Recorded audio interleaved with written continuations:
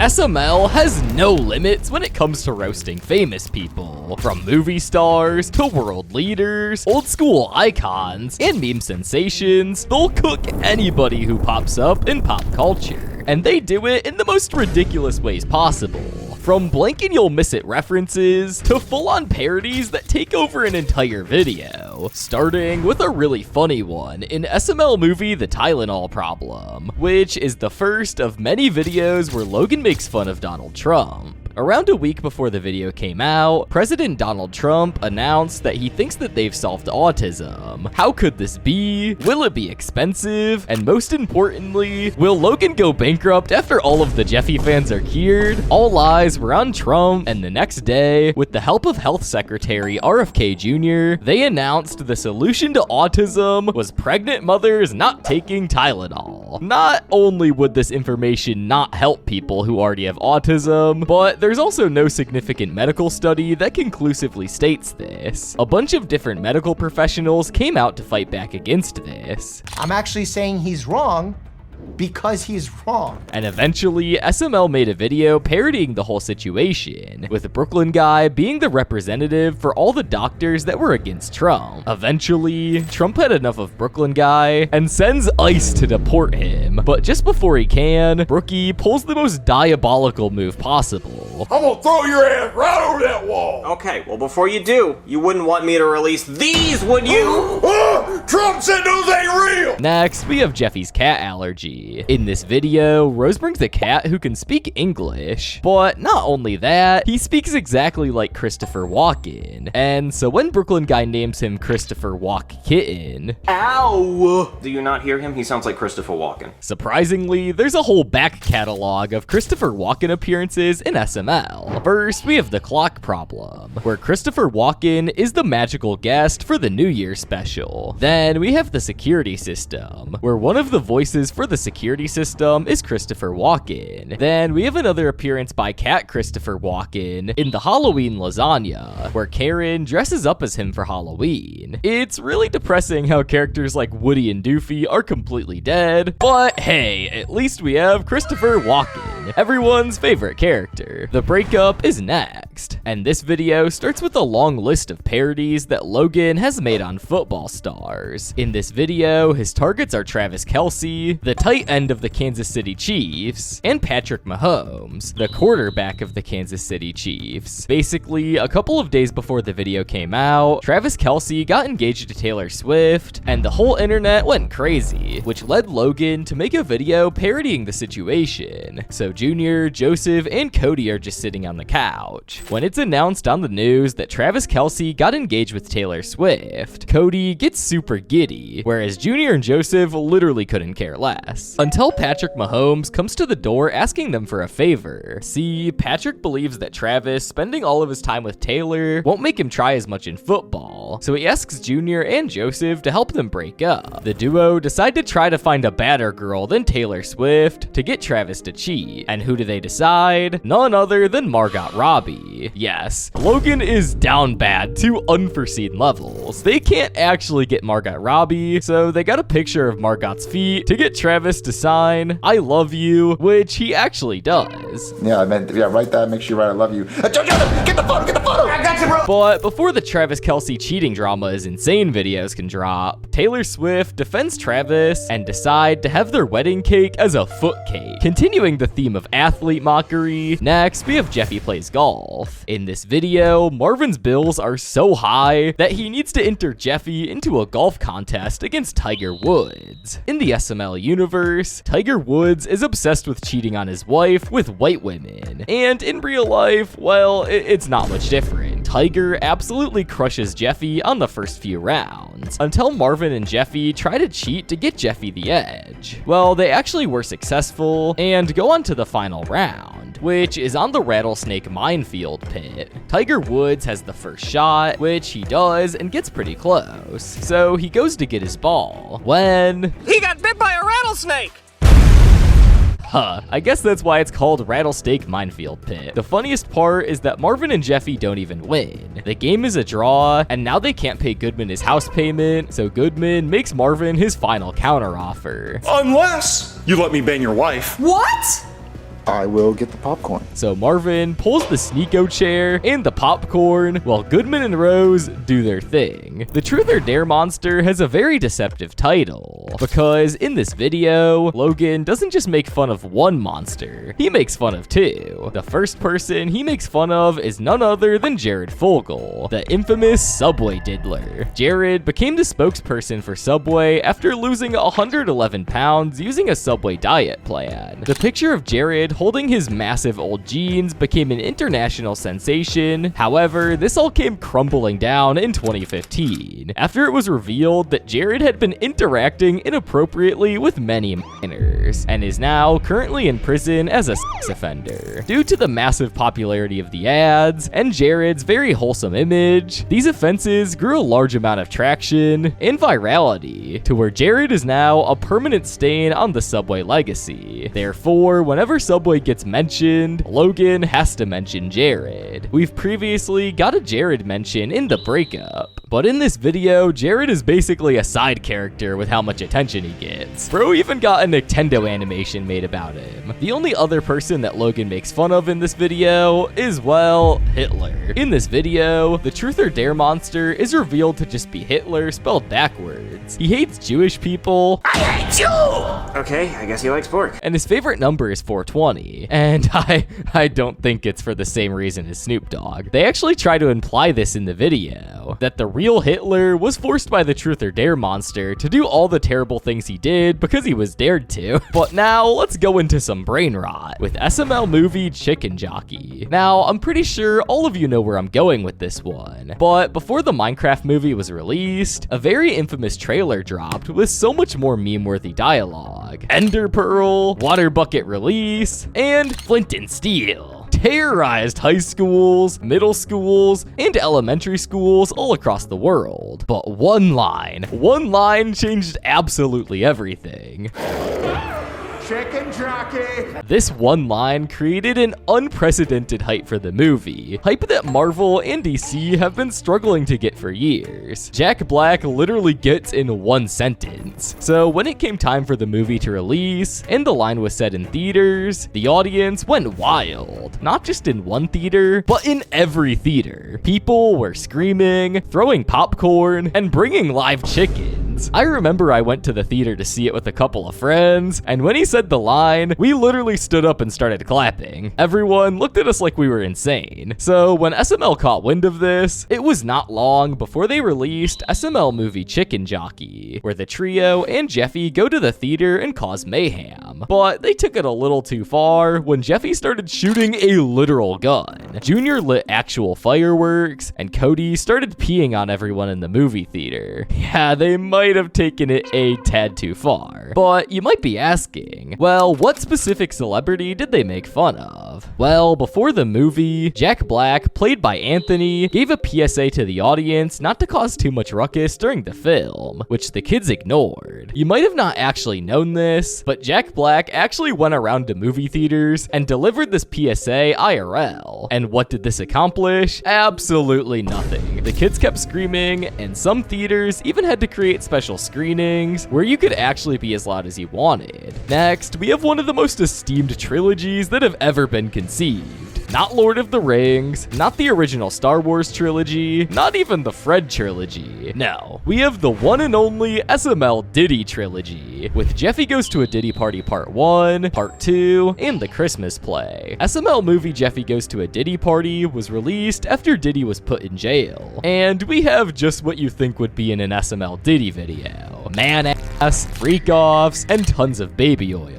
The video ended with Diddy being put back in jail, with him being incarcerated and sentenced to prison. But that's not where the story ends. In SML movie The Christmas Play, the kids put on a play for Santa and the parents. The first song is called Winter Wonderland, where the kids sing about Christmas time and snow and a bunch of other fun things, until Jeffy shows up in a P. Diddy mask, and the song quickly switches to Diddy's Wonderland. Timmy then sings about wanting to escape from Diddy, but there was something in his drink and he can't get off the couch. The trilogy finally ends with Jeffy Goes to a Diddy Party Part 2. You know how I said Diddy was arrested the first time around when the video came out? Well, by this video, Diddy's trial has been finally concluded, and he was found only guilty of 4 crimes. So Logan made another video called Jeffy Goes to a Diddy Party Part 2, where he capitalizes on this one with Diddy being let out of jail to keep doing freak-offs. Marvin and Jeffy go undercover with cameras, but find out that Diddy has actually been having a consensual Diddy party. This leads Marvin to go to the bathroom and take off his camera, but when he comes back, the non-consensual party happens with another Diddy song. This means that there have been 4 SML Diddy songs, with all of them being really well produced. The story in real life, however, has a better ending, because although Diddy was only found guilty of 4 crimes, he was still sentenced to at least 4 years in prison. But hey, that's at least 4 more than he got in the SML universe. Now, we have Jeffy's Disney show, and this video has a lot of celebrities to talk about. First, we have The Sweet Life of Jack and Brody, a show where 2 brothers cause mayhem in the massive hotel they live in, much to the dismay of their parents and the hotel manager. If you were a 2000s kid, alarm bells should be flaring off in your head right now, because this show is a direct reference to The Sweet Life of Zack and Cody. But interestingly, in the SML interpretation, Jack is being played by Lavelle, and Brody is being played by Anthony. I think their mom has some explaining to do. But that isn't the only race swap they did, because Mr. Mosby became Mr. Poobsby, who was obviously played by Elena. And we have Este Juan, who was played by the very Hispanic Lance. The next show they parodied was Hannah Montana,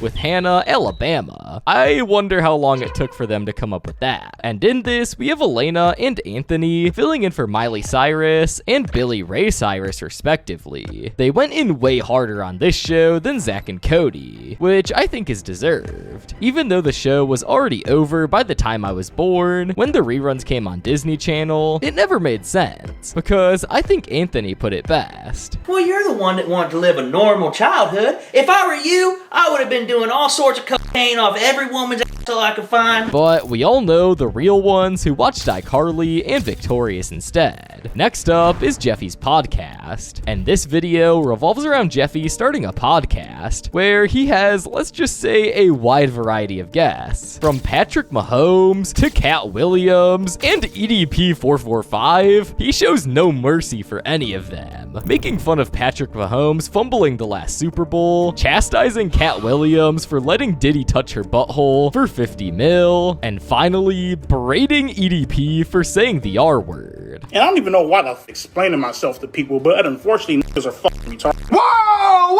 hold on! You can't be saying that word, offending my people! Which, to be honest, is probably the tamest thing Jeffy could have done for him. But there's still one massive elephant in the room, which is the Hawk Tuah girl. See, a couple months before this video came out, the Hawk Tuah girl went viral, and to capitalize on this, she started a podcast called the Talk Tuah Podcast with Jake Paul's network. However, Hawk Tuah was never content with the hundreds of thousands of dollars she had made from saying 2 funny words, so she decided she's gonna be like another Paul brother and did, you guessed it, a crypto scam. I'm sorry, but this situation is literally the same as the 6'7" kid. Somebody says 2 funny words on a video, the video goes viral, the meme becomes so big that it becomes annoying, and then just before the meme dies, the person in the video does a crypto scam. I don't know how people can fall for this twice in the same year, but I guess that's just the way the world works. So in the light of the crypto scam, SML made this video to make fun of how stupid the Hawk Tuah meme is, and even did a whole parody on her podcast, with Elena playing the Hawk Tuah girl. Now, we've already talked at length about Logan making fun of Patrick Mahomes, but the next 3 videos are all about mocking him, starting with bad Super Bowl commercials. Brooklyn Guy and Marvin need to sabotage the Chiefs so that they don't win against the 49ers. Brooklyn Guy decides to infiltrate the Chiefs locker room and steal Mahomes' jersey, yet somehow after all that, the Chiefs still won the Super Bowl, and Patrick Mahomes got another ring. The next video, the Super Bowl bamboozle. In this video, Brooklyn Guy and Marvin kidnap Mahomes and try to stop the Chiefs from winning again. They lure him by pretending to have his paycheck. The idiot actually buys this and comes to the house, leading Marvin to bash him on the head and tie him up. they keep him tied up for a while and think that they've stopped all the chances the Chiefs have of winning, as his only replacement is Carson Wentz. However, Mahomes does the fabled Andy Reid call and causes Andy Reid, who is for some reason a SEAL, to come and save him. Despite being saved, the Chiefs still lost the Super Bowl, ending their streak. Brooklyn Guy Loses Everything is the final video of this series, and because Brooklyn Guy bet all of his money on the Chiefs winning, he is now broke, and his house is owned by none other than Patrick Mahomes? Yeah, it turns out he intentionally threw the game because he bet on the Eagles to win, which led him to win a bunch of money. In order to get his house back, Brooklyn Guy must get Patrick Mahomes a deflated Tom Brady Super Bowl ball, so that Patrick can prove to the world that he's the best. Throughout these videos, they not only make fun of Patrick, but also frequently make fun of his teammate, Travis Kelce, which by extension means Taylor Swift too, and the coach, Andy Reid, who is implied to be having an affair with Patrick, and finally, Tom Brady. Despite Tom Brady being Logan's idol, he has dragged him more times than anyone, including all the losers, creeps, and pedos. Next, we have the President's Book. Cody's 17th birthday, and Junior gets his ear pierced is our next trilogy, this time all targeting Trump, as all of these videos were released either during Trump's re-election campaign or during the beginning of his second term, with the first of these being Junior gets his ear pierced. On July 13th, 2024, Donald Trump was delivering a speech in Pennsylvania when he got shot. The bullet struck Trump in the ear, and he was immediately rushed to the hospital, where Trump recovered, but sadly, one of the attendees, Corey Competore, was fatally wounded and had passed away. However, soon after, SML decided that this would be a great time to make a parody of the whole situation, with Junior gets his ear pierced. I don't want to understate how quick the turnaround for this video was. It was literally uploaded 4 days after the shooting. In this video, Junior wants to get his ear pierced, so he asks his dad very calmly, who tells him no. You asked me to get your ears pierced, you fruity booty ass boy. Next thing you be asking is to wear dresses and get lipstick. No, hell no, you not Caitlyn Jenner. The only rational thing Junior can do now is to get Cody to snipe him in the earlobe, so that he can tell his dad it was an accident. Cody, for some reason, goes along with this and shoots Junior in the ear, which actually does precisely pierce the perfect part of his ear, but the bullet ricochets and kills Donald. Duh. On the news, they announce that Cody is the killer, and the police come to arrest him, only to get community service. The one thing I will give SML is that Cody does look suspiciously similar to the attempted assassin Thomas Matthew Crooks, with both of them looking like the stereotypical nerd. However, unlike Cody, Thomas did not get away that easy, with the Secret Service quickly spotting him and shooting him straight through the head, which quickly led to his death. Now, onto a brighter subject. Brooklyn Guy's obsession with Jimmy Butler. See, prior to 2023, Brooklyn Guy absolutely loved Jimmy Butler, singing his praises every chance he could, which mimicked Logan's love for him. However, after their loss in the 2023 NBA Finals against the Nuggets, Logan and Brooklyn Guy's love completely diminished, with them mocking Jimmy at any point they can. The first being in Brooklyn Guy's depression. This was the episode revolving around the final itself, with Brooklyn Guy absolutely stoked and confident that the Heat would destroy the Nuggets, especially after the clutch win in the previous game. However, this happiness was completely destroyed after the Heat had lost. Normally, a loss wouldn't even affect Brooklyn Guy, even a loss in the finals, as Jimmy has lost finals before, but this time it was different, because Jimmy just did not try. Didn't try.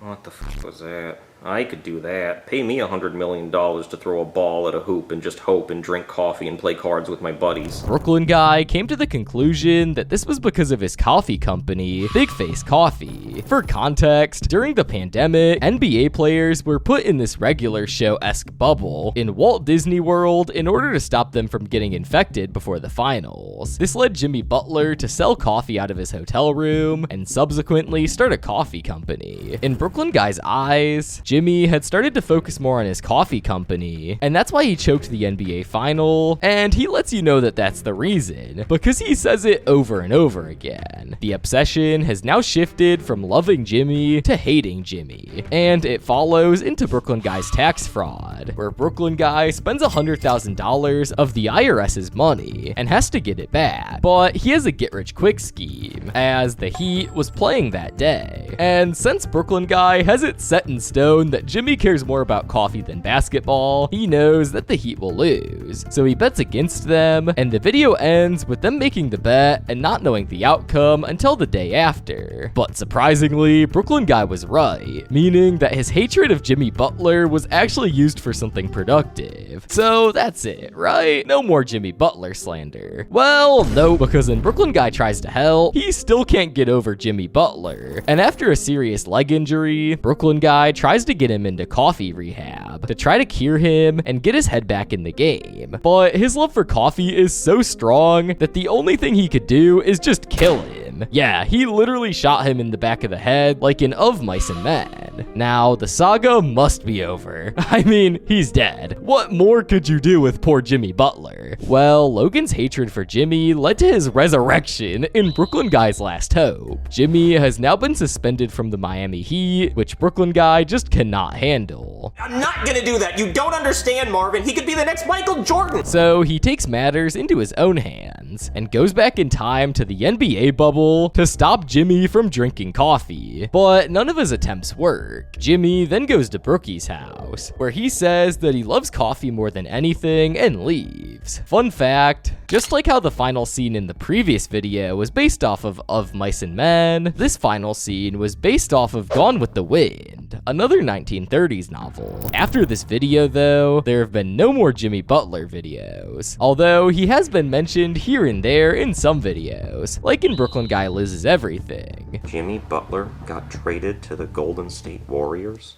I'm sorry, buddy. I know This you're... is the best day of my fucking life. What? He hasn't had a major appearance since, but this break will most likely end in a couple months when the NBA season starts back up, and we get more of Brooklyn Guy yapping. Remember when TikTok was supposed to be banned by January? Yeah, and now it's December and nothing has happened. But around the time the TikTok panic was happening, Logan made SML movie Junior Saves TikTok. In this video, TikTok was gonna be shut down because of the company having privacy concerns regarding the Chinese government, and their only hope was to be bought out by an American company. Junior, Joseph, and Cody are mortified by the news and try to buy it themselves. Their plan is to get TikToker Kenneth Lee to make a positive review on Chef Pee-Pee's cooking, which will cause loads of people to buy it, and they'll get enough money to buy the company. Somehow, Kenneth Lee does show up, and they try to bring him a well-done steak from Denny's and tell him it's Chef Pee-Pee's food. First of all, why would you buy a steak from Denny's of all places? And secondly, why would you order it well done? Do you want to choke to death? Well, this is exactly what happens after eating just one bite. Kenneth Lee starts choking and almost immediately dies.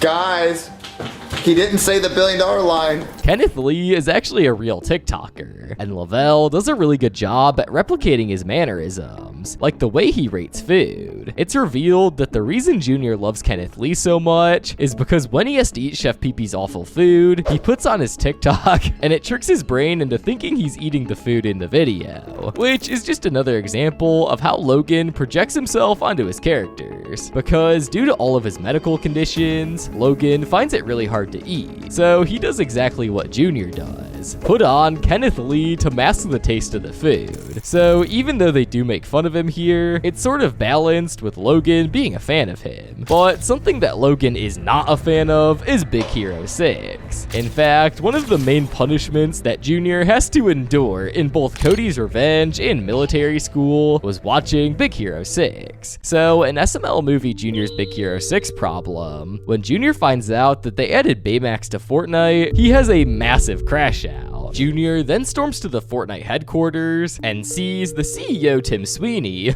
or as his friends call him, Mr. Epic Games. Mr. Epic Games is pictured as someone with so much money that he hates it and tries his absolute hardest to get rid of it. So when Junior comes in and threatens that he'll never play the game again, Mr. Epic Games says, well, I think you should hear it from him. And I'm hard again. Oh, thank you. No, Junior then devises a plan to try to get Baymax removed from Fortnite, and that is to tell everyone how much he loves it. Since Mr. Epic Games hates money so much, if Junior tells everyone to buy the Baymax skin, Mr. Epic Games will get pissed and have no choice but to remove him. The plan works flawlessly, with Baymax being removed from the game, and the CEO of Epic Games accidentally fell out of his flying bus to his death. Similar to Junior gets his ear pierced, we have another video based off an assassination with SML movie Goodman's Bodyguard. In this video, Goodman reads on the news that a healthcare CEO was shot, scaring him into getting a bodyguard. Just a few weeks before this video came out, United Healthcare CEO Brian Thompson was shot and killed by Luigi Magnioni outside of the hotel he was staying in. The situation received widespread coverage due to the shocking and sudden nature of just one man being able to kill someone so powerful in broad daylight. The incident also gained traction because of how many people resonated with Luigi's motive behind the killing, which was the belief that the CEO was complicit in the deaths and exploitation of sick people and denying them health insurance. So what did Logan do? Seeing this highly complex and diverse situation, make a video about it, of course. Never changed Logan. Junior the Boxer is the next video, and it was inspired by the at the time up and coming Jake Paul versus Mike Tyson boxing event, where we get to see Lavelle as Mike Tyson, who has a lisp and loves biting people's ears off. Just like the real Mike Tyson, Junior sees on the news that Mike is challenging someone from the public to punt into the moon. So obviously, Junior has to take him up by his offer. We see some more of Mike's previous fights, where he absolutely dominates the competition, leading Junior to start taking training seriously. But he still gets his ass handed to him, and he gets CTE. No, but what you did get is CTE, brain damage. In all honesty, I thought they would make fun of more things to do with the actual Jake Paul versus Tyson fight, because the whole concept is hilarious. Like, why is a 27-year-old fighting a senior citizen on national TV? I think the Mike jokes were pretty surface level. Now, we've reached the Mr. Beast arc, starting with Cody's Lunchly. In this video, Cody goes to school with a Lunchable, making all the other kids jealous, until PJ Crenshaw comes in with his shiny new Lunchly, Mr. Beast's new Lunchable clone. The classroom erupts because there's nothing more badass than spending more money on the same thing just because a YouTuber's face is on the packaging. They're basically the same fucking thing. So the backstory on this is that Logan Paul and KSI both own the drinks company Prime, and Mr. Beast owns the chocolate brand Feastables. So they decided, why not triple our wealth?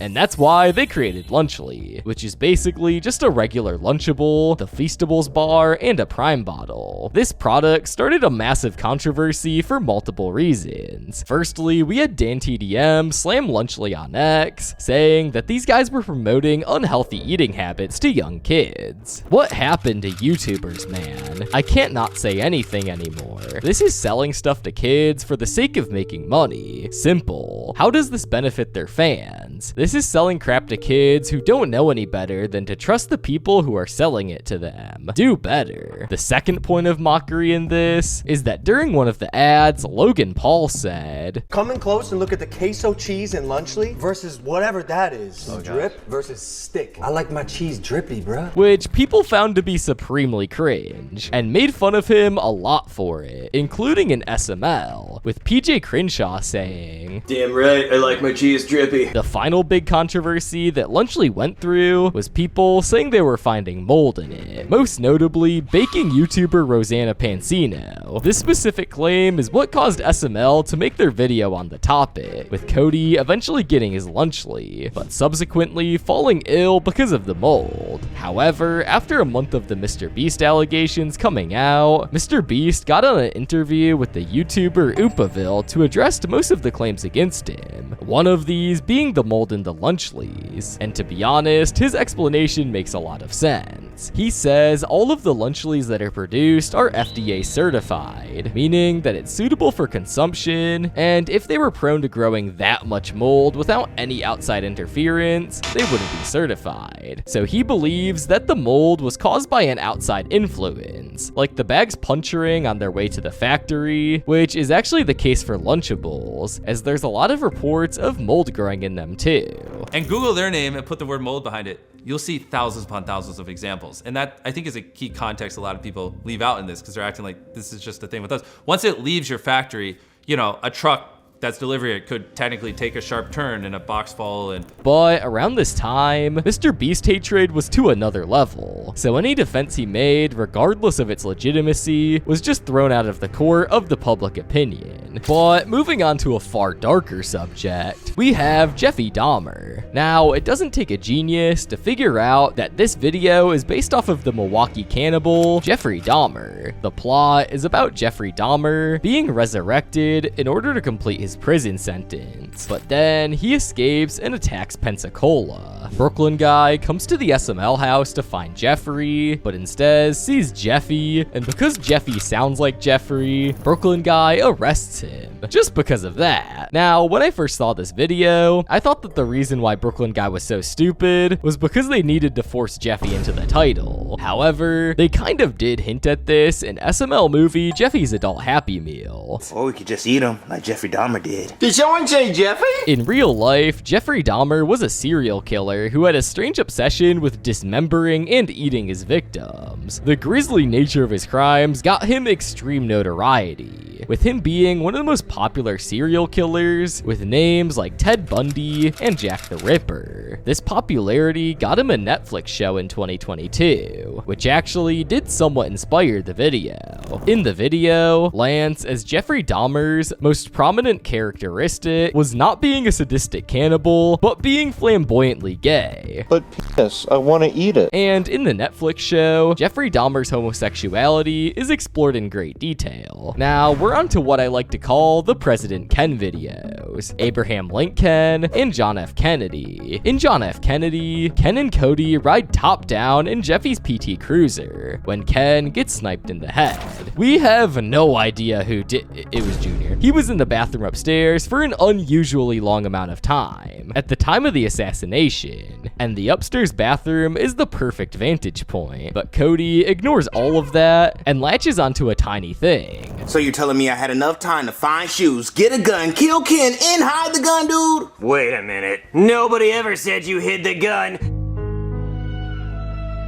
Joseph was then taken to the courthouse, where Timmy shot him and then was taken into custody himself. There are a ton of JFK parallels here, specifically the JFK conspiracies, like the killer Lee Harvey Oswald not actually being the real killer, similar to how Joseph was framed. And also, Timmy killing Joseph before he goes into the courthouse is the same as how Jack Ruby killed Lee Harvey Oswald. You might think this video is just limited to JFK references, but somehow he was also able to mock O.J. Simpson? If you didn't know, after O.J. was acquitted in court, he was sued by the victim Nicole Brown Simpson's family and lost. In order to recoup funds and pay back everyone, O.J. wrote the book I Did It. In this book, O.J. details how if he killed his wife, this is how he would have done it. But I got one detail wrong. The title is not I Did It. It's actually If I Did It, because eventually, O.J. gave the rights of the book to the Simpsons family, who made the font of if so small that it just reads I Did It. But what does this have to do with the video, you may ask? Well, after both Joseph and Timmy die, Junior keeps subtly hinting that he was actually the killer. But Cody questions him, and then Junior says he didn't do it. But if he did do it, this is a direct jab at the O.J. Simpson book. And even Logan hearted a comment saying this. The O.J. reference of if I did it is spot on to what he said in the book. Next, we have Abraham Lincoln. This one is a bit more straightforward. Junior and Cody go back in time to meet Abraham Lincoln, but when they arrive, he's already dead. So they go back to the present day, but they leave Ken behind on accident. This leads to people thinking that Ken is Abraham Lincoln, and being hailed as the President of the United States for over 200 years. Eventually, Cody gets him back, and now they have a president living in their house. I tried looking to see if there's any conspiracy theories suggesting that Abraham Lincoln is still alive, that may have inspired Logan to make this video, but I came up empty-handed. My best guess is that around this time, the infamous Trump and Kamala debate happened, where he said the Haitians were eating the cats and dogs. Logan saw how much attention this was getting and wanted to make a president-related video to siphon the views. There's also a direct reference to the debate at the beginning of the video, with Lance as Trump saying, "The Haitians in Springfield, Ohio are eating the cats and dogs." Brooklyn Guy's sad day. And this video makes fun of a bunch of celebrities. So it's Beyonce's birthday, and she invites Brooklyn Guy. However, today is also the same day that Steve Irwin died, which sours Brooklyn Guy's mood, so he doesn't go to the party. He lets Beyonce know by giving her a call, and then we hear what Beyonce has to say about it. "I don't give a stabbing stingray that you don't like the month of September." It's strange how usually SML would do their own impressions of celebrities, but in this video, they use AI instead. Honestly, even though it sounds less realistic, I prefer the real voices because the AI voices sound really emotionless. But we aren't just limited to AI Beyonce, because we have AI Joe Biden and AI Drake, and they absolutely humiliated Drake in this one. "I hope you step on a crack and break your mama's back. Excuse me, I'm gonna go talk to him." And that's not it, because Brooklyn Guy says this just after. "Do you think he'll take a picture with me?" Are you under 18? No. Well, then probably not. This video came out a couple months after Kendrick Lamar dropped Not Like Us, which absolutely destroyed Drake, accusing him of all sorts of crimes against children. So even though Beyonce and Joe Biden did have their likeness turned to AI, at least they weren't dragged through the mud like Drake was. Next, we have the video commemorating the 2024 Paris Olympics. With SML movie, Jeffy competes in the Olympics. Jeffy and his friends realize that they can compete in the Para-Olympics if they get injuries. So they do exactly that and get Brooklyn Guy to be their coach. They go to the Para-Olympics, where the first event is basketball against the USA team. And let's just say their team is broken. What the f? They're not handicapped at all. Those are superstars. Hold on, I gotta go talk to the announcer. Hey man, what the f? Jeffy's team is extremely confused as it's the Para-Olympics. Why is LeBron James and Steph Curry there? Turns out they accidentally signed up for the Paris Olympics, and the Para-Olympics is a week after. So the SML team gets completely obliterated, while Logan is sneaking in jabs against all the stars. Like how Kaylin Clark looks like a guy, and how Nicola Jock is obsessed with horses. But he definitely saved his most brutal blow for Steph Curry. Oh, hey, Mr. Steph Curry. I heard your wife wants other men. The next event is swimming, where Joseph, who is in a full body cast, must go up against Michael Phelps, who not only holds the most gold medals for swimming, but he also holds the most gold medals period, with 23 gold medals, so he might just have a tiny advantage. The match goes down about how you'd expect, with a 15-year-old in a full body cast going up against the most decorated athlete of all time. The final match is the 100-meter dash, where Jeffy and another random kid in a wheelchair have to go up against Usain Bolt, the greatest sprinter of all time.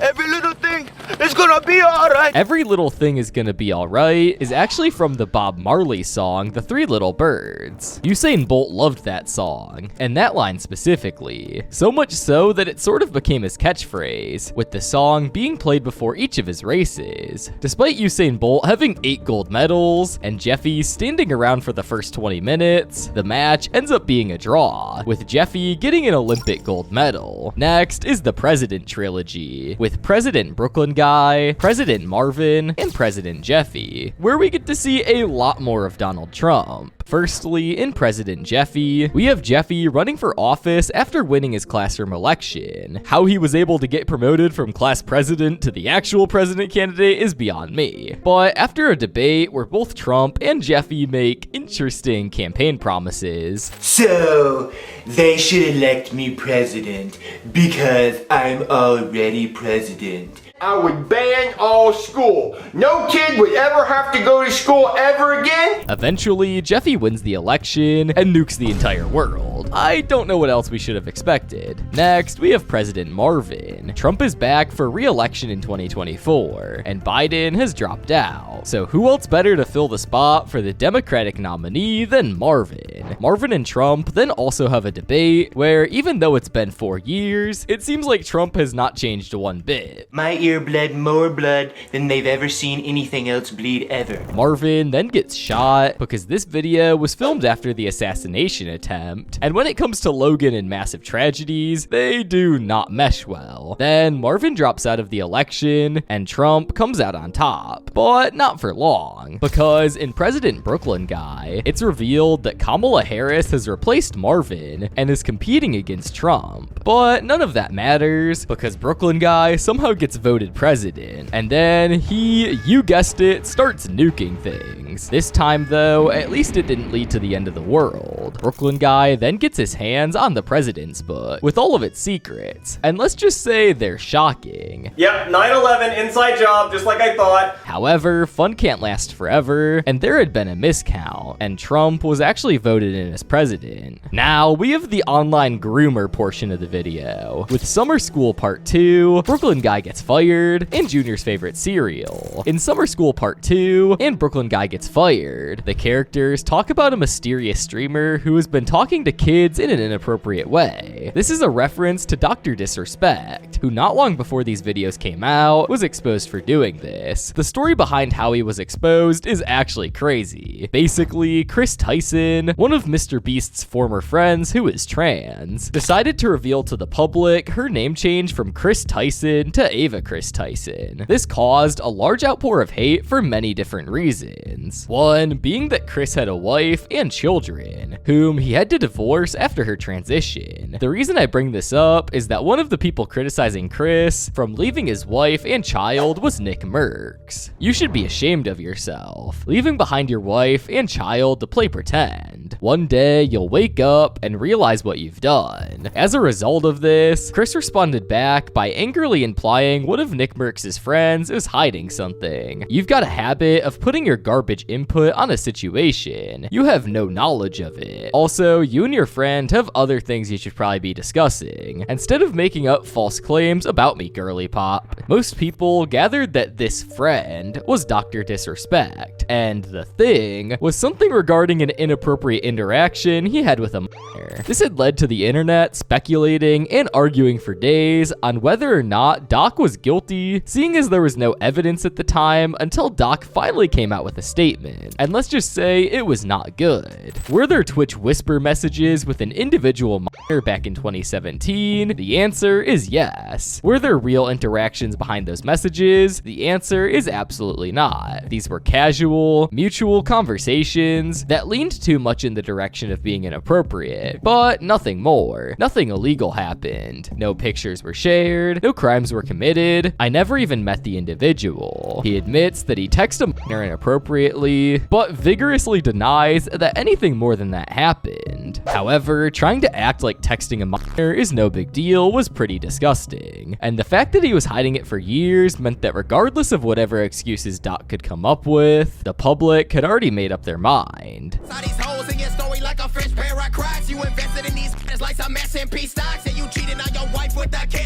Several big creators like KSI, Pokimane, and Jacksepticeye completely justifiably roasted him. Because of how influential Dr. Disrespect was, this story broke out into the mainstream and caught Logan's attention, which is why he made multiple jokes at his expense. But that's only part of the story, because if you recall, we still have Junior's cereal problem to talk about. And remember how Chris Tyson was basically the first one to call-out doc for his involvement with the minors. Well, not even a month after the Dr. Disrespect scandal, people had found extremely incriminating and gross things that were said and done by Chris Tyson. A lot of it revolved around lolicon, which is basically cartoon drawings of children in sexual situations. It's really gross and uncomfortable to talk about, and unfortunately, this is not the first time I've had to talk about it. Thanks, WH dude. And Z. Chris Tyson has consumed a lot of lolicon, even hanging up on the wall of his house. There's literally a video of Mr. Beast in Chris's house, looking at the photo with the most agonizing look on his face. One person who Chris was affiliated with was Shadman, a lolly artist who was an actual child enjoyer, known for his vulgar and sexual drawings of real children. There was other gross stuff, like him distributing links to leaked pictures of an at the time underage Jeanette McCurdy. But the biggest allegation was that on Discord and Instagram, Chris would message underage fans in a very sexually explicit manner, leading to many deeming him a groomer. This became one of the main reasons to hate Mr. Beast, due to Chris being his friend and technically first subscriber. The gravity of this situation was so big that it also received a lot of mainstream coverage, and was what led Logan to make this joke in Junior's favorite cereal. There's someone at the door, guys. We should all answer it together in case it's P. Diddy or one of Mr. Beast's workers. I think that's like the latest person who did it. After those last entries, I feel like taking a long shower. But this next video, the homeless makeover, is a lot more quick and tame. In this video, Penelope and Cody are watching RuPaul's Drag Race, where RuPaul names Anthony as the drag queen. As a lot of you probably know, RuPaul's Drag Race is a real show where a bunch of drag stars get judged by RuPaul to see who the real drag queen is. And I think Lavelle does a pretty good impression of him. Hello, welcome to RuPaul's Drag Race. It's me, RuPaul. Kendrick Lamar is next. And as we've talked about before in Brooklyn Guy's Sad Day, this comes after the Drake versus Kendrick beef, which Junior explains, and wow, from just the description that Junior gives, I can tell it was a Kendrick sweep. I don't have a daughter. But what about the pedophile thing? Oh, and then he goes, I'm too famous to be a pedophile. If I was one of those, I'd be caught because I'm so famous. Well, that doesn't make sense. So Chef Pee-Pee is given the opportunity to cook for Kendrick Lamar. And since the trio don't want Chef Pee-Pee to be dissed by Kendrick and also labeled as a pedophile, they serve Kendrick their own food. When Kendrick comes to the door, he stays in one pose and just says one word. Hello, Mr. Kendrick Lamar? Damn. This is a reference to his album, also titled Damn, which Lavelle even holds a record of. They serve him the food, but then Kendrick notices Cody and how he treats Ken like a real person. This sends off alarm bells in Kendrick's brain, and he needs to make a diss track on Cody. And he does that by sending it off to the news for the boys to watch. Cody listens to the diss track, which is pretty brutal, but hey, at least they didn't call him a pedophile.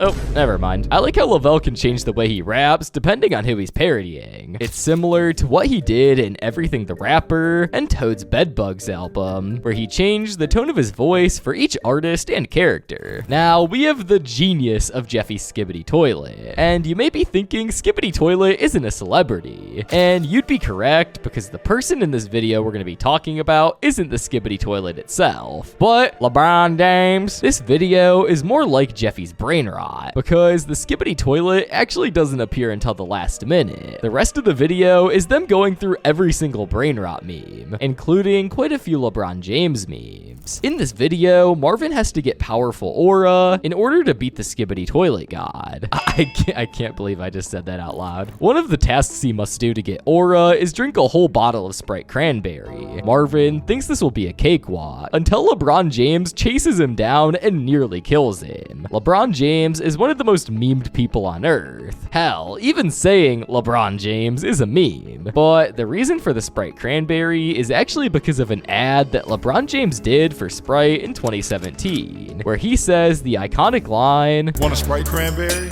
This quickly became a meme because who in the world wants a Sprite Cranberry? Plus, the animation looks really unsettling. The next thing they poke fun at him for is the "You are my sunshine" meme. You are my sunshine, my only sunshine.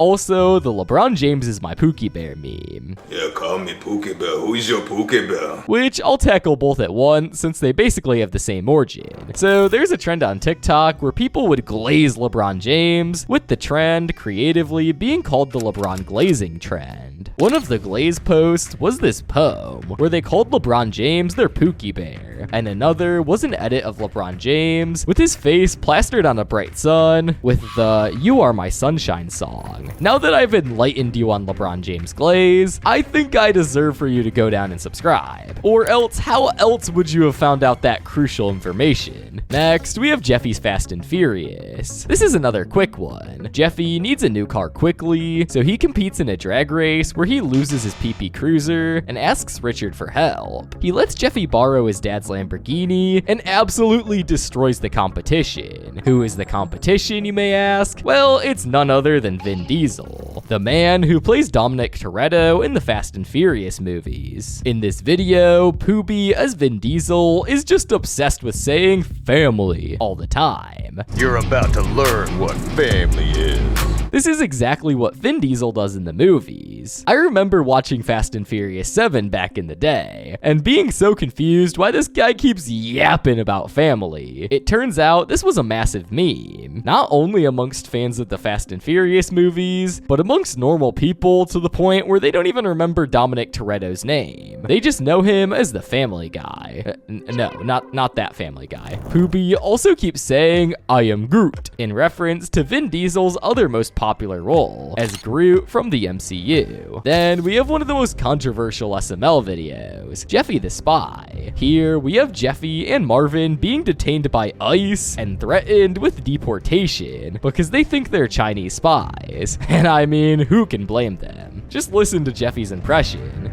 I pray the reason to the flag of the United States of America. Marvin is willing to do anything to clear their names, so the government tasks them to intercept a deal between Xi Jinping and Vladimir Putin, the leaders of China and Russia respectively. They have the deal at Applebee's, cause that's seemingly the only restaurant in the SML universe, and Xi Jinping shows his absolutely masterful negotiation skills. I am willing to give you 2 nuke per 1 barrel. Just for reference, 1 barrel of oil costs around $60, whereas 1 standard nuke costs $28 million, giving a whopping 47 million percentage increase. Vladimir is about to close the deal, until he and Xi Jinping get into an argument about who ordered the appetizers. They ask Marvin, who's posing as one of the waiters, who ordered the appetizers, and with 2 guns pointed at his face, Marvin clutches up and gives the best excuse. Well, they're an appetizer, so they're for the table to share. This saves Marvin from death, as they point the guns at each other now, and slowly back away, closing off the deal. This means they're free to go, and America is saved thanks to Marvin and Jeffy. But how can we have a video about SML roasting celebrities without talking about Logan Paul? In SML movie Junior Sports Drink, this video capitalizes off the hype of the Prime energy drink. And if you somehow don't know, Prime is a drink company founded by KSI and Logan Paul.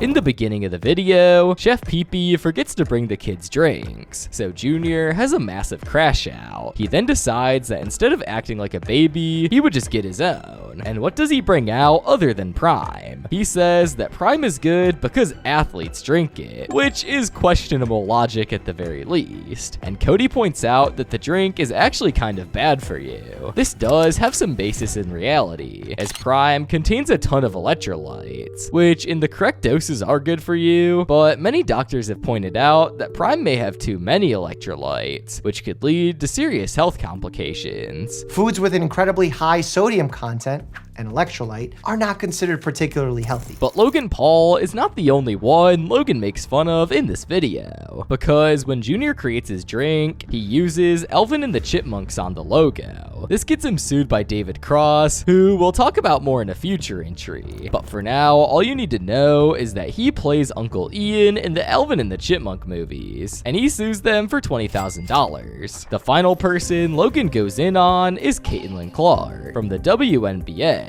And, well, he does not hold back. Go make a commercial for us and tell everyone that you love it. Me likey basketball. I know, big guy. Come on, let's go.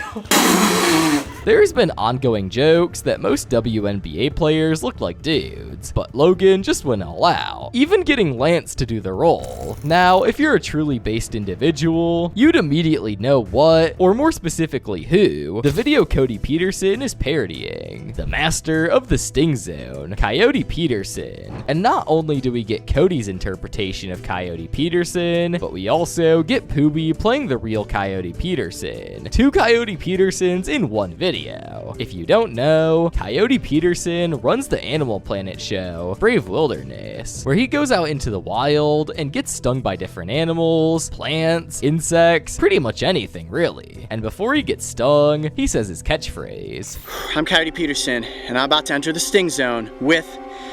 He has over 22 million subscribers on his Brave Wilderness YouTube channel, which is probably why Logan made a video on him. In this video, Cody sees Coyote Peterson on the news for doing something very interesting in his car. I'm Coyote Peterson, and I'm about to enter the suck zone. So Cody tries to replace him while Coyote Peterson is in jail.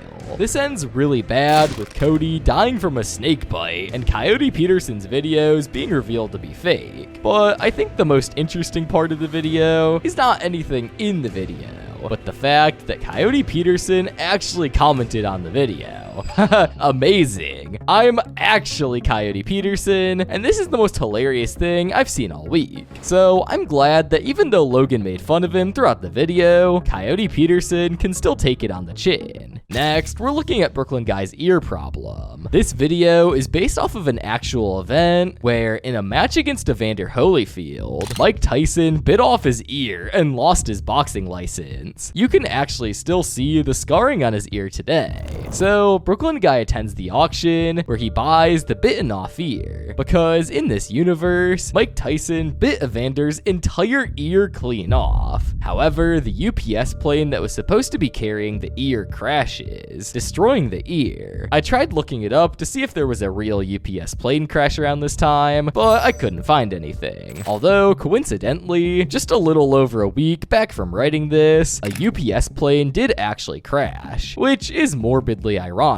So, Brooklyn Guy needs to get Evander Holyfield's other ear, which the judge permits him to do. He just so happens to see that Evander Holyfield, played by Lavelle, is actually at Applebee's, and they make all the jokes you would expect at his expense. Well, what can I get you started with? Maybe an appetize ear? What you got? Maybe an irresistible? Now, we have Jeffy and the Jeffy Monks, where we get introduced to David Cross. As explained in the Junior Sports Drink segment, David Cross is the guy who played Uncle Ian in Alvin and the Chipmunks. And even though all the films had either mixed or negative reviews, David Cross is always mentioned as being the best part of those films. He also had a decorated history as a comedian, creating many influential shows and sketches, which is probably why Logan chose him specifically to parody, because they don't even call him Uncle Ian, they just call him David Cross because of how iconic he is. So Jeffy creates the Chipmunks in a toaster oven, and Marvin's reaction to them is pretty reasonable. Jimmy, what the f are those things? So they're adopted by David Cross and his wife, Amber Tamblyn, who they record music for. Dougie's KFC Pizza is next, and here we go from Poobie playing David Cross to playing Colonel Sanders. In this video, Colonel Sanders is basically just a more soft-spoken Ronald McDonald, who also has a machine gun. He's like the enforcer of the KFC brand, which is actually the complete opposite of what Colonel Sanders was like in real life. He couldn't take the rapid expansion of his business at his old age, which is why he sold the company. Ever since, he's been very critical of KFC's fall off in quality, calling it slop, sludge, and famously said that the gravy tasted like cardboard. He also didn't like how they used his face on the branding, even getting into a lawsuit regarding it. So yeah, looking at all that, I don't think Colonel Sanders will be willing to commit murder for the KFC company. But now we have Goodman's heart transplant, where we get to see Jeffrey Epstein in this universe. Now, if you don't know who Epstein is, there are multi-hour-long documentaries discussing the horrible things he's done. But what you've got to know is that Epstein owned an island where he trafficked and did horrible things to with girls. But what's really shocking is that a bunch of celebrities, rich people, and even world leaders had gone to this island to party with Epstein. Supposedly, they had no idea of all the terrible things going on the island, but people are extremely skeptical, with there being a supposed list of names and crimes they committed. Epstein kept this list as blackmail, which the public believes is being kept away by the government. However, one person that is on the list is apparently Mr. Goodman. In the Goodman's heart transplant video, Goodman needs a new heart and he can't find one. He complains about how his friend Jeffrey owned an island where he could just grab a new heart. Damn, I sure wish my buddy Jeffrey was still alive. I could just go to his island and pick any heart I want. I think we've all figured out by now that there is nothing that is too far for Logan. And to be honest, there's an actual possibility that Logan could one day drop SML movie Jeffy Epstein, and it would just be like a regular upload for him. Moving on from one monster to another, in Jeffy Catches a Predator, Joseph has been messaging this guy who's a massive Eagles fan. Joseph tells the others that this guy is 30 years old, and has been sending pictures of his thing. Cody gets rightfully concerned when Joseph says that the guy is coming to the house, so he calls the cops. When the Predator gets to the door, it gets revealed that it's none other than EDP-445. What the f***'s going on, everybody? It's your boy, EDP-445. He gets immediately apprehended by the cops and thrown in jail. EDP is probably the most notorious internet predator, and the whole situation regarding his exposal was insane. So this guy named Alex Rosen had been hearing claims that EDP had been messaging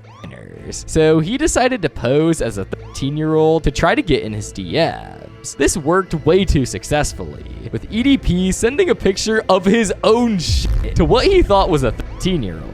This was accompanied by a whole lot of other nasty stuff, which was ultimately sent to Alex, posing as the kid, to meet up in front of this motel, and lo and behold, EDP showed up. But while EDP was expecting a cupcake, he was actually met with Alex Rosen and his camera crew, who asked him the fateful question. So what brings you out here today?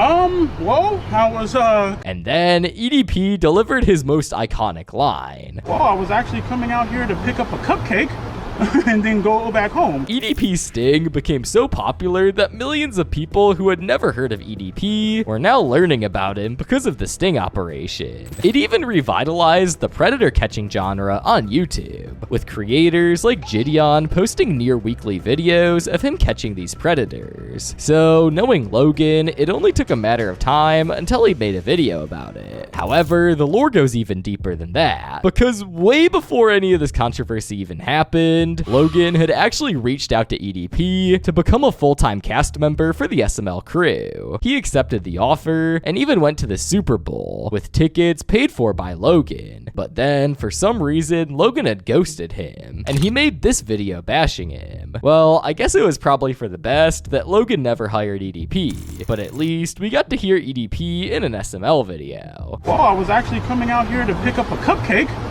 and then go back home. But that's not it with this video, because just looking at the title, Jeffy Catches a Predator, you might actually realize that this video is actually a parody of the show To Catch a Predator with Chris Hansen, with Marvin and Steve Staleberger in the role of Chris Hansen. If you remember, in Junior's Big Hero 6 problem, we had the CEO of Fortnite played by Poobie, and now in the Future Machine, we have the CEO of Rockstar Games, Sam Houser, also played by Poobie. This video was uploaded just after the 2023 GTA 6 trailer was dropped, and it was announced that the game would be coming out in 2025. This enrages the boys who have been waiting since 2013 for this game, so they're really pissed. Well, it's 2025, so at least the boys will be happy now. So Jeffy's real mad and storms into the Rockstar headquarters, and unlike the CEO of Fortnite, the CEO of Rockstar loves money. In fact, he loves money so much that he delays the game for 50 years. But guys, it is looking like that's actually probably going to be the case in real life too. So I guess this is just another example of reality imitating art. Joseph Gets Adopted is the next video, and it's based off the movie The Blind Side with Sandra Bullock. The video follows Joseph, who's about to be put in a foster home in Utah, and in order to not go, he must find a family who will adopt him. He tries to get adopted by Chef Pee-Pee and Cody's parents, which does not work. But But then Timmy comes up and says that he'll let him get adopted by his parents. He calls them up and they are not having it. They absolutely do not want another kid. Hold on, did you say black kid? Yes, sir. Is he good at sports? Well, he has a sports ball on his shirt. Your mother and I are coming over right now. Well, never mind, I guess. So they adopt him and try to make him into a star athlete, all the while saying the most unholy things about Joseph. We just adopted this boy. We want to make sure we made a good investment. He fails at every sport, so the Huckardoos tear up his adoption paper. The story about a white couple adopting a black child who ends up becoming a star athlete is exactly the plot of the movie The Blind Side with Sandra Bullock, which is actually based off of a true story about a football player, Michael Orrs, and his parents. In fact, they directly reference the movie in these videos. I'm Sandra Bullock. But this story actually takes a really dark turn, because in 2023, Michael Orr revealed that the couple never actually adopted him, and just signed a conservatorship to basically take most of his earnings. This story absolutely blew up, because The Blind Side was a massive success, and one of the main things that drew people to the movie was the kindness shown by the mother. So it being revealed that the mother was actually taking advantage of their child while they were cheering them on was pretty earth-shattering. In fact, the reason why SML had decided to make a video about this was because of the news breaking out and how big it was, with Hank saying, "Yeah, but see, this is how it's gonna work. You're gonna sign a conservatorship so we can get book deals, movie deals, shoe deals, and we're gonna take 97% of your NFL contract." Next is Cody works at Red Lobster, and the new chef, where we get introduced to Gordon Ramsay, 17 Michelin star chef and TV icon, who for some reason is working at Red Lobster, and Bowser. So in the new chef, Junior calls Gordon Ramsay to come help with Chef Pee-Pee, who cannot cook for the life of him. He prepares a cheeseburger for Junior and a surf and turf meal for Bowser to show Chef Pee-Pee what actual food looks like. But they love the food so much that they just fire Chef Pee-Pee and take on Gordon Ramsay as their new chef. Gordon Ramsay treats everyone with his signature rudeness, but it seems Chef Pee-Pee gets it the most, probably because of the time he was in Hell's Kitchen. Oh my god. They love her. Next is Cody works at Red Lobster, where Gordon Ramsay is the head chef, and Cody sees Gordon cooking lobster, which traumatizes him, despite the fact that he chose to work at a restaurant called Red Lobster. So Cody steals the rare baby blue lobster to try to save him from Gordon, who tracks him down because his lobster suit has a tracking device in it. Oh, how do you know he's here? Because I have a tracking device in his costume in case he smokes crack. Funnily enough, there was an actual sketch in Hell's Kitchen where Gordon pretended to find crack in one of the contestants' bedrooms. So maybe Logan got inspiration from that to make this joke. Junior's macaroni art. In this video, the kids are given a box of macaroni each and are told to make a macaroni picture. Junior makes this sick dragon, which he then posts on Instagram, and we get to see that Junior's name on Instagram is Junior Poonier, and the caption, "Dragging my balls across your face." So yeah, I guess Junior doesn't care about his digital footprint, but he should, because Stone Cold Steve Austin sees the picture and he is not happy, and even calls Junior to tell him this. Well, why do you hate my drawing so much? I mean, it was really cool. Look at it. Apparently, Logan made this joke because Steve Austin had got mad at the world record egg, but I've been trying to find any proof of this and cannot. So maybe someone in the comments can enlighten us on the Steve Austin egg drama. We also see another athlete get dragged in this video, and that is NFL quarterback Mac Jones. Brooklyn Guy's Nintendo animation in this video revolves around how he keeps getting beat in macaroni art competitions by this guy Macaroni Jones, whom he says is now the Patriots quarterback. This is obviously a reference to Mac Jones, as he was the quarterback for the Patriots for that year, until he fumbled hard and got transferred. Brooklyn Guy's Ball is another video making fun of Tom Brady, and this time, it's because Tom Brady won't sign his last Super Bowl touchdown ball because it has Antonio Antonio Brown's signature on it. See, Antonio Brown is a very interesting personality. Despite being one of the greatest wide receivers in the NFL, Brown could not keep his personal life together. So he's been accused of assault multiple times, and even had an incident where he supposedly farted on his doctor's face. In spite of all this, Tom Brady had always helped him getting signed, in both the Bucs and the Patriots, even winning a Super Bowl together. However, after Tom Brady had split up with his wife, Antonio Brown just kept mocking him, implying that he was gonna get with Tom Brady's ex-wife. Tom did not like these comments, which is why in the SML universe, he refuses to sign the ball with Antonio Brown's signature on it. Wait, what the f***? Is this Antonio Brown's signature?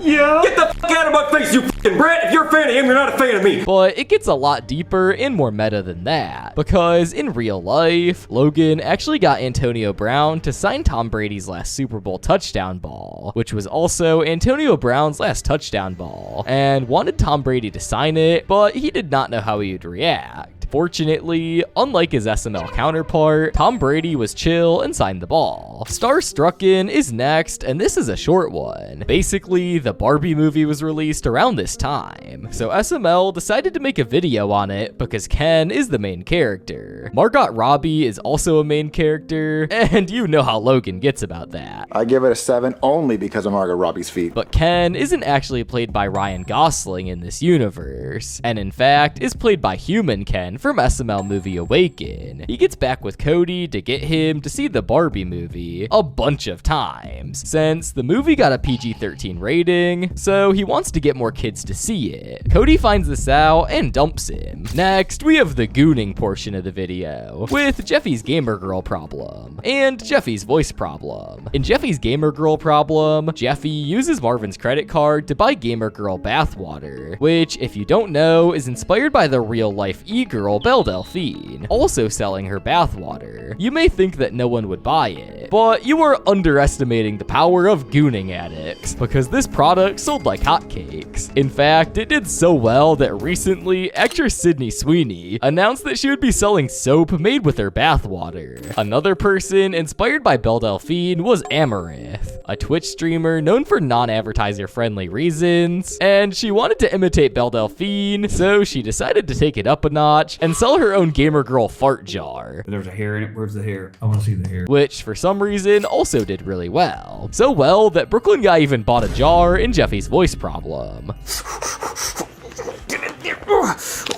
Okay, yeah, I like this. Junior's retirement plan and the divorce are the next in the Tom Brady saga, and I think these videos are the most brutal Logan has been to Tom. In the divorce, Tom Brady, just like in real life, is getting a divorce, and just like how it was in real life, around that time, he does not care. Divorce? I'm getting divorced? Yes, your wife filed for divorce this morning. Oh, that sucks, I guess. Well, do I still get to play football? Yes. Oh, good, that's all I care about. During this time, Logan made Tom into this football-obsessed maniac because he unretired. So Tom gets invited onto the show The Bachelor. In this show, it's one guy who gets proposed to by like a dozen women, but for Tom, he gets Marvin, Brooklyn Guy, Chef Pee-Pee, and Cody, who at the time was 14. Tom surprisingly doesn't pick any of these women, and instead picks football as his true love. In their retirement plan though, Logan does not hold back anything. This video continues that Tom Brady is controlled by football narrative, and Junior somehow needs to help him snap out. The first way is by replicating Tom's Instagram posts, and these posts are genuinely something else. Well, he has a picture of his dog on his crotch, and it says, "Always looking for meat." So Junior recreates these pictures, which immediately causes the cops to come in and take away the dog, to which he sees this. What the hell is going on in here? I was just trying to get a PBJ. Why Brooklyn Guy only took away the dog is beyond me, because if I was a cop and walked in on that, Cody would be getting the electric chair. So they have to find another way to get Tom Brady's attention. So they try to get a really cool shot of Joseph throwing a ball across fire, but this ends up with Cody getting third-degree burns across his body. But he does get a make-a-wish, and he wishes to meet Tom Brady. But as soon as Cody meets Tom, he does this.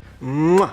Well, that was just a peck. Let's go in for another. There you go. Do you feel better? Bear in mind, Cody is 14 in this video. So yeah, Logan has this reoccurring joke where Tom Brady loves kissing his son on the mouth, and other children. You know, you remind me a lot of my son.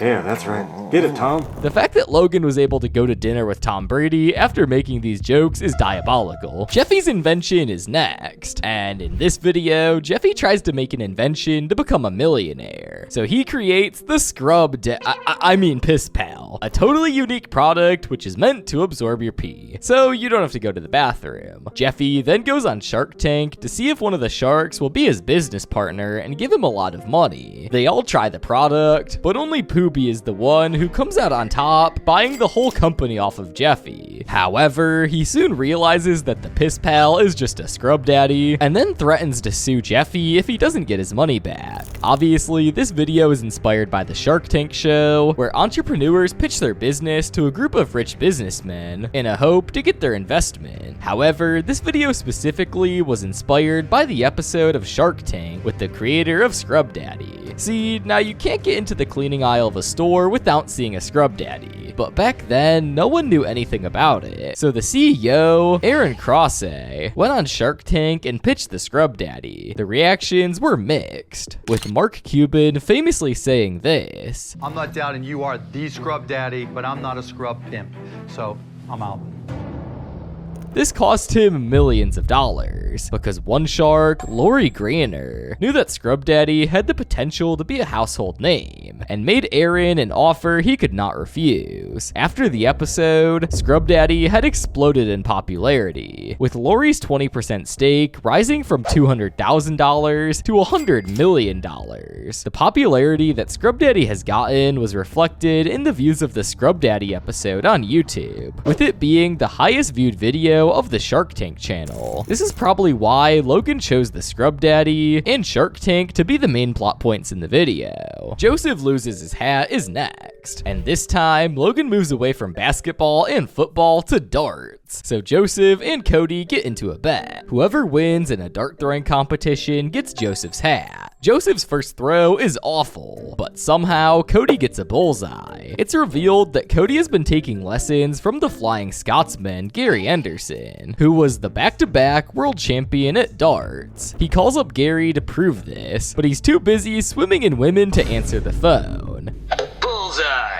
Hey, you've reached the voicemail box of Gary Anderson. Sorry I couldn't answer the phone. I'm too busy slinging it. Leave your message after the bullseye. On the poster, which Cody shows, we actually get to see the results of the previous darts competition, with Gary Anderson at first and John Lowe at fourth. Maybe you could get in touch with John Lowe. Who even is that? Joseph tries a bunch of different hats until he lands on a shark one, which he actually really likes. However, Cody has also taken a liking to it and wants to verse Joseph again in darts to win both of the hats. Joseph accepts despite knowing that Cody has been trained by the master. But when Cody went to throw a dart, instead of channelizing Gary, he channelizes John Lowe, causing him to lose the match. But I think John Lowe slander is uncalled for, because John Lowe is much older than Gary, and had already had an incredibly decorated career in darts before losing in the World Championships. So even though Gary is a better player, Logan did not have to do John dirty like that. My hyperfixation on darts aside, we have our next video, the film project. In this one, the class is given an assignment to make a short movie, and whoever wins gets an Oscar. They all show off their movies one by one,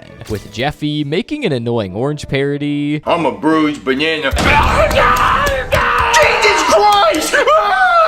Joseph making a biopic on his own life. My wife cheated on me. It's time to end it all.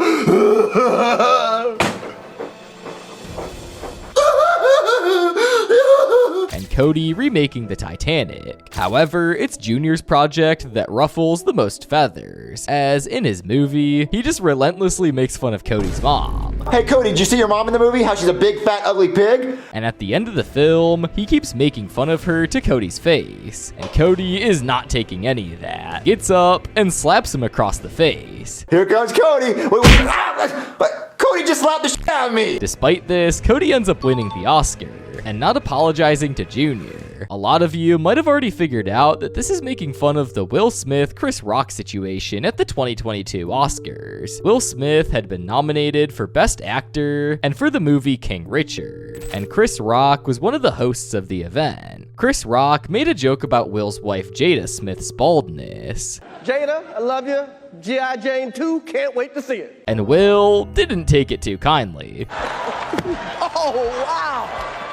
The internet was bewildered as to why Will would just assault somebody on stage for a pretty tame joke. I mean, G.I. Jane is supposed to be a badass soldier, so why would Jada get upset being compared to her? The craziest part is that even after all of that, Will Smith still won Best Actor, and in his speech, he apologized to the Academy, and not at all to Chris Rock, the guy who he just slapped on live television. The incident was deemed the slap that rocked the world, with Will justifiably getting dunked left, right, and center. This event inspired Logan to make the video with a bunch of elements taken directly from it, like what Cody said to Junior after hitting him. Cody just slapped the shit out of me! Keep my mom's name out your fucking mouth! It was a "your mom's a pig" joke! Keep my mom's name out your fucking mouth! Okay, I will! Cody winning the Oscar despite Junior, and then him apologizing to the teacher and not Junior. I still can't believe Will Smith won after hitting him. I mean, King Richard wasn't even that good of a movie. Hell, I think Cody's Titanic movie was more interesting than it. Now, we have two videos about Tom Brady retiring, the retirement and the unretirement. In the retirement, Tom Brady announces that he's quitting the NFL, as in real life, Tom Brady had announced his first retirement. This leads everyone to mourn his departure, with Chef Pee-Pee specifically taking it rough, going insane, and later going into a coma after hearing the news. The boys decide to steal Tom Brady's rings in order for him to come back. The plan fails and they have to give the rings back, but Tom does not press charges. This is a reference to a 2017 incident where a fan stole his jersey, but instead of pursuing legal action, Tom just asked for it back. Eventually, Tom meets with Chef Pee-Pee and gets him out of the coma, and then makes out with him. Wait, what? But remember how I said first retirement? Well, Tom actually did come out of retirement, which leads to SML movie The Unretirement, where while researching this video, I found out unretirement is an actual word. So everyone goes crazy after the news of Tom Brady coming back, but Dak, Rose's ex-boyfriend, has replaced Tom's place as the Bucs quarterback. So Marvin and Rose need to break his knees in order to get Tom back, which they actually do, so Tom Brady's back in the NFL, only for him to have the worst season of his entire career, losing his wife and then retiring immediately after. It's strange to see how in this video, Logan was absolutely hyped to see Tom back in the NFL, but in Junior's retirement plan, he's absolutely tired of him and begs for him to stop playing. Jeffy Plays Football is, you've guessed it, another Tom Brady video. This time, the whole New England's Patriot team gets sick, so Dak needs to bring another team to take down Tom Brady and the Buccaneers. So he chooses Marvin, Chef Pee-Pee, and Brooklyn Guy, who take the Patriots plane all the way to Tampa. They actually flew on the real Patriots jet for this video, and even got the Patriots YouTube channel to comment on the video. So they land in Tampa and go against Tom Brady, who absolutely destroys them, and even with Jeffy on their team as a sub, they still couldn't win. However, when Marvin goes to say good game to Tom Brady, he reveals that he deflated the balls. This is in reference to deflategate, which was a controversy started in 2014, that in order to win the AFC Finals, Tom Brady deflated the footballs. Even though the allegation was unproven, he was still banned from the first 4 games of the season in 2015. Logan has made fun of this multiple times, even as recently as of this year. Maybe he let a little bit of air out of the balls. But in 2022, deleted files from the 2014 season showed that other balls in different games were also deflated to the same degree, meaning that Tom didn't cheat. Jeffy the Boxer is the first human puppet video, with the whole premise being about making fun of a celebrity. The video came out in light of the Logan Paul vs. Floyd Mayweather fight in 2021, where Floyd Mayweather reportedly was paid $100 million. This gets the boys' attention, as Jeffy also wants $100 million. Cody says that Floyd Mayweather only got that much because he beat up 55 people. So naturally, Jeffy starts beating up random people around the house to match the record. They've already made fun of Floyd Mayweather, but what Brooklyn Guy says here takes the brutality to a whole other level. Oh, well, I guess that's one way to do it. I mean, he knocked out his wife and now he's got millions of dollars. Floyd, in real life, has not 1, not 2, but 4 counts of domestic violence, yet he still gets paid $100 million? Now, we have more of Tom Brady in the Super Bowl problem. Here, Tom Brady gets knocked out by Chef Pee-Pee, so they have to try to find a replacement. First, they try to call up Rose's ex-boyfriend Dak, who is no help. That wasn't even close! So close. What was that? Sorry, man, I just ate popcorn. Brooklyn Guy tries to fill in, but he has no legs, so that isn't gonna work. They then try to resuscitate Tom by making out with him. Hey, come on, I'm the doctor here. I should get to kiss Tom Brady. No, I want to kiss Tom Brady. Well, I want to kiss him. I think Logan's just starting to project here with all these making out scenes. Finally, Tom Brady wakes up all disoriented and says he can play. The others are worried whether or not he can actually play in this state, probably reflecting how Logan believed the Chiefs would destroy the Bucks. Then the Chiefs are going to get a touchdown, go 7-0. Then Brady's going to get a field goal, 7-3. Chiefs going to get a touchdown, 14-3. And then at that point, the 14-3, it's going to be too much of us to come back. No, he's the second half. But in reality, Tom clutched up and won his 7th ring. Chef Pee-Pee Goes to Hollywood is next. And here we get to see Logan's favorite singer, Jason Derulo. And yes, that's the actual Jason Derulo. A few years before this video came out, Logan had proposed to Chili at a Jason Derulo concert. Jason actually let him propose to her on stage, which was a pretty big deal. However, as you probably know, this proposal fell through, with them breaking up due to the whole cheating scandal a couple of years later. Although his love for Chili might have disappeared, his love for Jason Derulo remained unwavering. So in 2020, Logan was able to link up with Jason Derulo, and Jason Derulo chooses Chef Pee-Pee to be his new chef. So Chef Pee-Pee ditches Bowser and Jr. and goes to Hollywood to meet Jason Derulo. And I might need to do a, actually here, because this was actually filmed in Jason's house in Orlando, not in LA. So he goes there and cooks up his usual slop for Jason, who, surprise, surprise, hates it. This? Yes. Pee-Pee, come on, bro. What? You got Fruit Loops and spaghetti in one plate? Logan also got him to film a TikTok, and Jason's acting is just so bad, he's not even trying. So even though it's unintentional, Jason Derulo kind of looks like a fool in this video. Now, we're at the final stretch of Tom Brady videos. Thank God. The 6th ring and the rings. Both of these videos revolve around Black Yoshi stealing Tom Brady's Super Bowl rings, which gets him in massive trouble, specifically in the ring. This leads him to becoming homeless and needing Marvin to accept an 1,000% interest loan to buy the house back. Now, the Tom Brady slander on this is another level, with him taking the rings out on a family dinner. You're gonna give this ring back to Tom Brady, okay? So write him a letter, message him, get a hold of him, and give him his ring back, okay? Keep in mind that Tom Brady has an actual wife and kids, but Logan keeps milking the Tom loves football more than his family joke. Then we go to Jeffy's YouTube channel. In this video, Marvin sees YouTuber Logan Paul get called out on the news for beating his hamster with a baseball bat. And when confronted by the news anchor, he screams, "What are those?" Marvin, seeing how much money Logan Paul is making, decides to make a YouTube channel with Jeffy as the main star. They first do toy reviews, which the YouTube police do not like. They then try blending videos, which YouTube doesn't like. And finally, when all hope seems lost, Marvin changes the channel name from Jeffy to Jeffy Paul. This causes his channel to skyrocket in popularity, with them raking in millions of views. But eventually, Jeffy decides he wants to make a video in the forest, and yeah, I don't see how this could go wrong at all.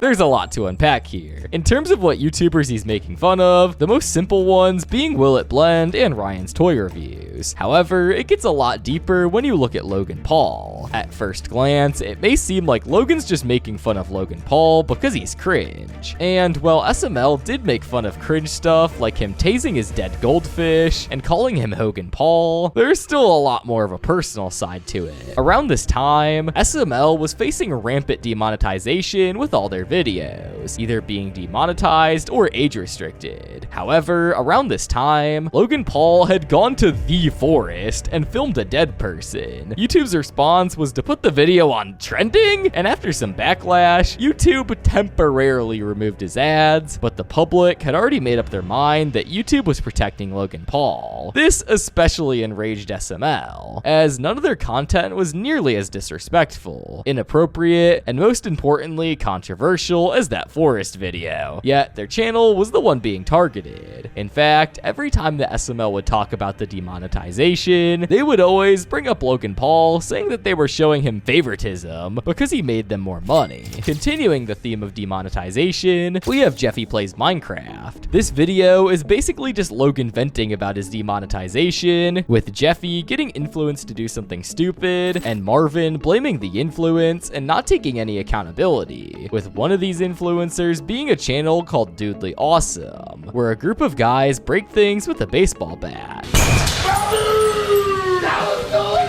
This makes Jeffy hit a lamp with a baseball bat. Dudely Awesome is a clear parody of Dude Perfect, a channel that also does trick shots and was really big around the time this video came out. So you might argue that we may be stretching the definition of celebrity. For this next one, in Cody's amiibo. In this video, Junior and Joseph get amiibos made of them, but Cody doesn't. This leads him to have a massive crash out, trying to make himself feel important. One of those attempts was by making a diss against Nintendo, but then he just starts crying. And I'm super lame.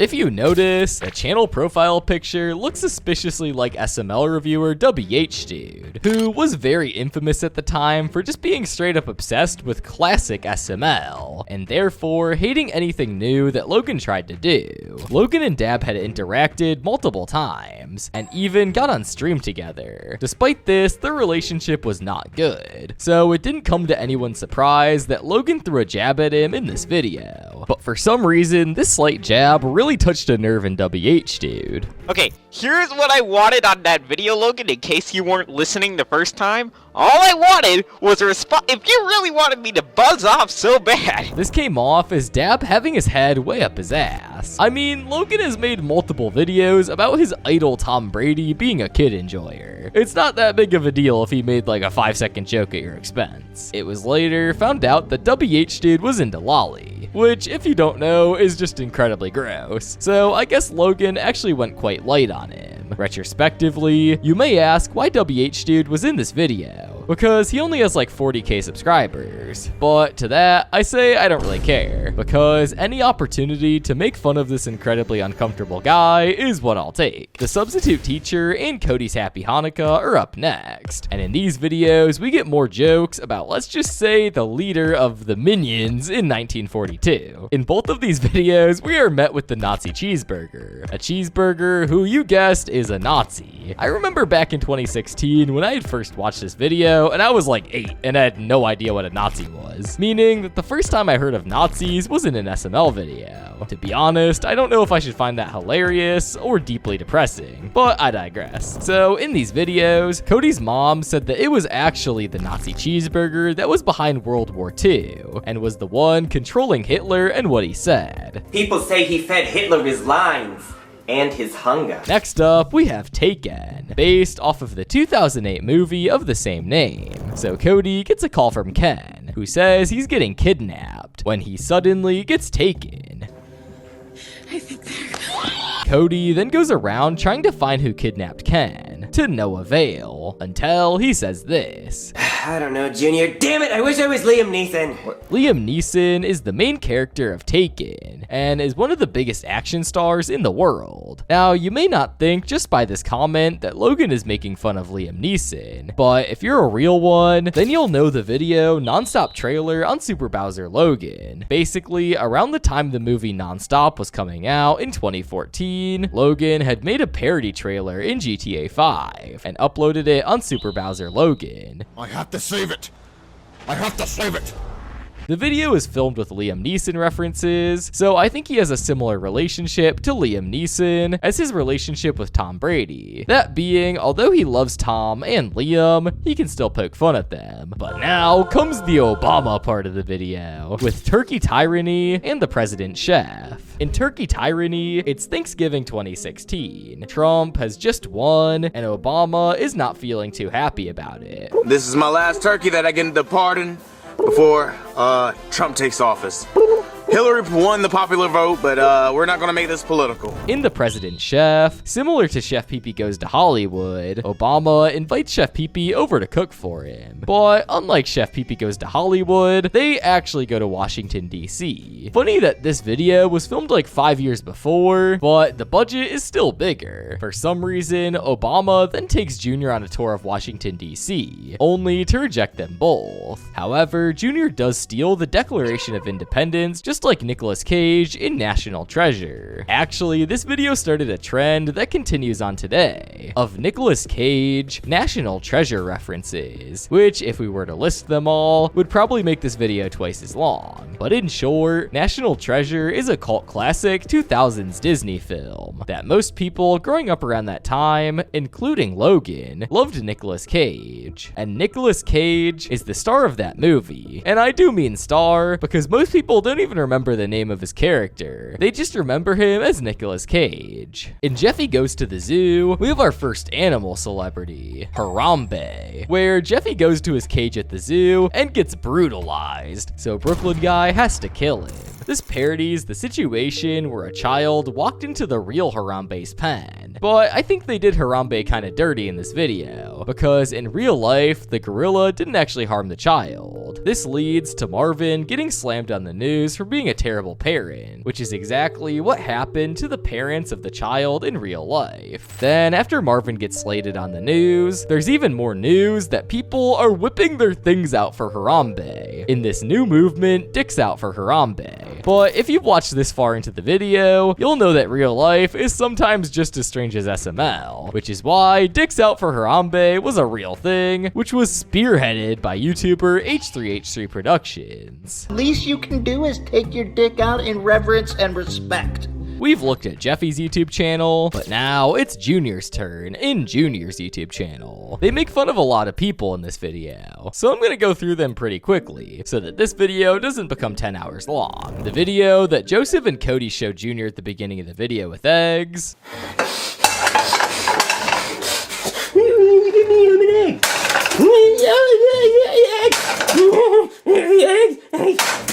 Is a parody of YouTuber How to Basic, who would create videos which on first glance seemed like normal tutorials, but quickly divulged into this guy just creating a massive mess, usually with eggs somehow involved.